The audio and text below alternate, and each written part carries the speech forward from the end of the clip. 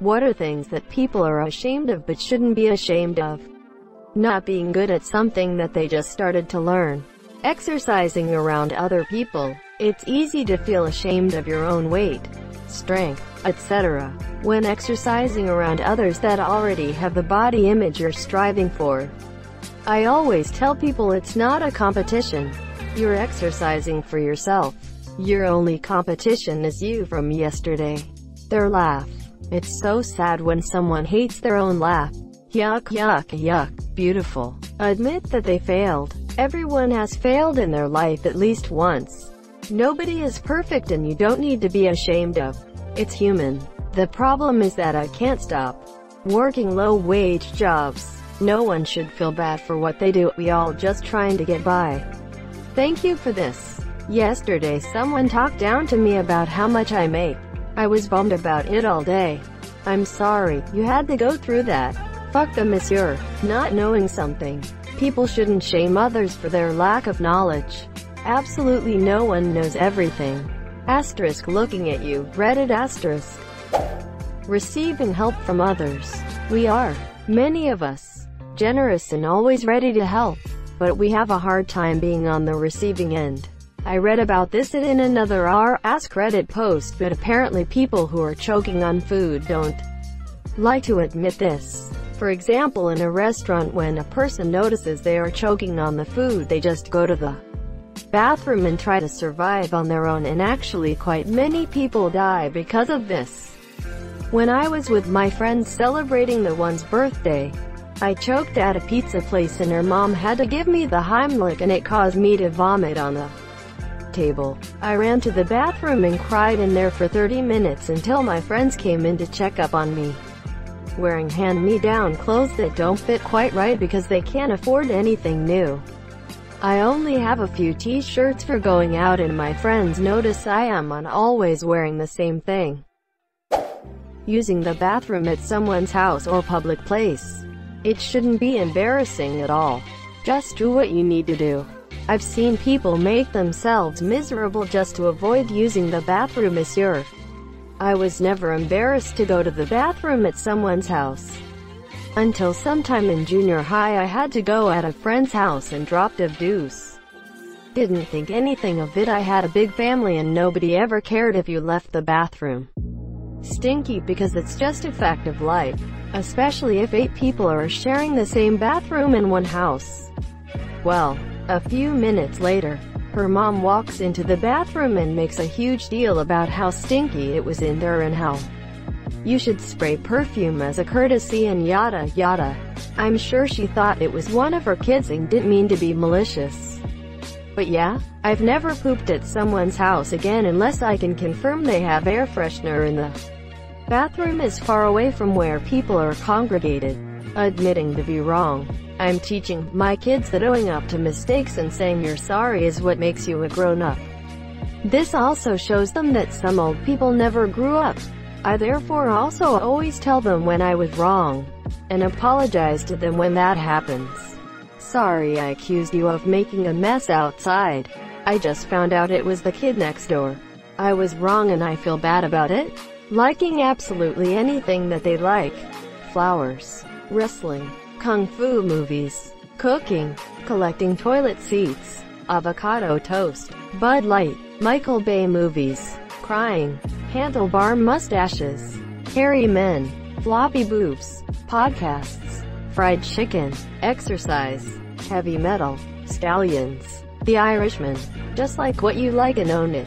Thank the Lord. My hobbies include flower wrestling, kung fu cooking, collecting avocado toast, hairy boobs, floppy men, fried Bud Light, listening to podcasts while crying, heavy scallions, The Irishman, kidding, greater than hairy boobs, greater than floppy man, you're gonna love me, blemishes and pimples that no one notices but themselves. Until you get that one asshole that asked what happened to your face. Like us, he doesn't already know. I always work from the if it can't be changed in 5 seconds. Don't point it out. Sure, if you've got chocolate on your face I'll discreetly mention it to you. But I'm sure you already know you have a pimple. What good would making you self-conscious do? Walking into a store and not buying anything. It's because I feel like people there think I'm stealing something. I look young for my age, and I don't dress exceptionally well or wear makeup. So I feel like people see me and think, delinquent thief.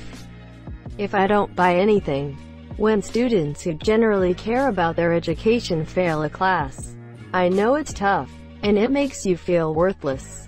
But it's nothing to be ashamed of. Sometimes things just happen the way they do. It doesn't mean you are dumb or are unable to succeed. Say to those students, I want to be as smart as a donkey. Donkeys learn from their mistakes but are not afraid of making mistakes. Being a virgin, I'm surprised this wasn't higher.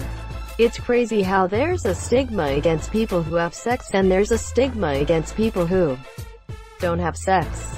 What do you want, people? And there isn't a definable time to lose your virginity. Everyone moves at their own pace. The best time is to lose it when you feel the most comfortable. It's not something you should rush into, in my opinion. Greater than it's crazy how there's a stigma against people who have sex and there's a stigma against people who don't have sex. What do you want, people?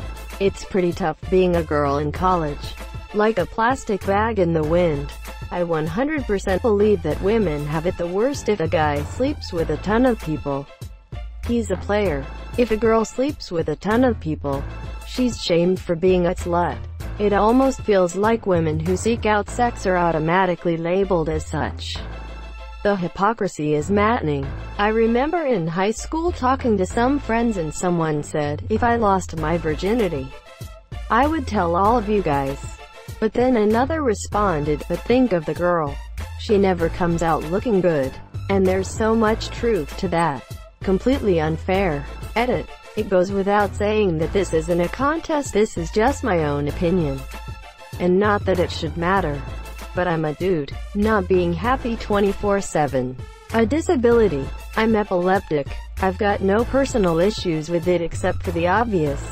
People seem to act differently when hearing it though. And that can suck. I had broke a molar one time a few years back and couldn't find a dentist willing to do the work to fix it, as I had 5 or 6 seizures one day supposedly caused by dental work years ago. It took nearly 2 years of living with a broken molar and a bit of a breakdown to the receptionist for anything to happen. The bosses and co-workers seem to act differently too, but usually with the intent to come off more caring, etc. Usually makes things awkward. Being a recovering ex-addict, mental illness, having hair somewhere. Agreed and thank you. Especially as some types, like back hair, are grounds for mockery even if you get them taken care of. The number of girls who have been like, ew, you wax your back? To me is astounding. What did you want me to do, bitch? Let it grow out? So you wouldn't mock me for that? But at the end of the day, joke is on those hoes. I'm gay and I'm a hit at Bear Week. Out of curiosity, my husband let me shave hi monsieur everywhere. His back, legs, everything from the neck down if I wanted to, because we were honestly both curious. I am used to seeing hair on his back and that was just weird to me, haha. I felt like I preferred him as he naturally was. He also told me never again when it comes to the legs cause it felt weird, haha. Or not having hair somewhere. Crying, don't repress your feelings bud, let it out. You say that like it's easy. I used to cry all the time as a kid, but after years of being told to shut up and man up, I can't cry. Even if I try, I can be sad as fuck and I physically can't let myself cry. It's not like there's problems with my tear ducts either. God knows my allergies prove that those still work. It's just a psychological thing. Can't do it. Being a certain age and not being married, having a degree, or anything that people have associated with a certain age. Men and flowers. I like video games and beer and four-wheelers and collecting guns and rock music and blah blah blah. But he'll put together a cut flower arrangement every week. It gaff. Flowers and plants are dope as hell. I get jealous when women get plants on Mother's Day. If my wife and kid got me an azalea or something for Father's Day, that would just be the best. greater than men and flowers. My dad, now over 70, has always loved flowers. He had a large flower garden he was very proud of, and in every other sense he was a pretty masculine guy. Worked as a cop, plumber, carpenter, mechanic, etc. And if anything, somewhat old-school sexist otherwise. Going to therapy, being lazy after a hard day of work. We've all been there, had a super hard day. Get home, house needs cleaned, dinner needs made. Instead we order a pizza and chill. Because we deserve it once in a while. Not once in a while, often. That's not lazy, that's called rest. Stretch marks. I'd add cellulite, too. They're both things that you can have no matter what your body looks like or has ever looked like. You don't need to have ever been big or pregnant or anything to get them, as sure you might have more of them with any kind of weight-related changes. But you can also be 110 pounds and able to bounce a quarter off your megatoned ass and still have cellulite and stretch marks. Their own artwork. People don't just pick up a paintbrush and start painting masterpieces. Everyone's art starts out rough. The only reason someone isn't very good is because they just haven't had the practice to refine their work. Buying condoms morning after pill. Edit. Adding to the stories. This is why I'm on the pill now. Plus my insurance covers the pill and condoms, and morning after pill is expensive. Bought lube and condoms with my groceries the other day. I've never felt more powerful. I've had to buy Plan B a few times, but I've also never had to buy diapers. Women and their age. No one gives a fuck. Some chicks are 30 and some chicks are 40 and some chicks are 50 and some chicks are 60. Hell, some chicks are fucking 70. No one cares. Being ashamed for not dying is strange. How dare they live long lives, The Queen has entered the chat. Being a lizard living in a human skin suit. Shut up, Zuckerberg. No skink shaming here. Edit. Why, thank you. Admitting to having been a victim of something.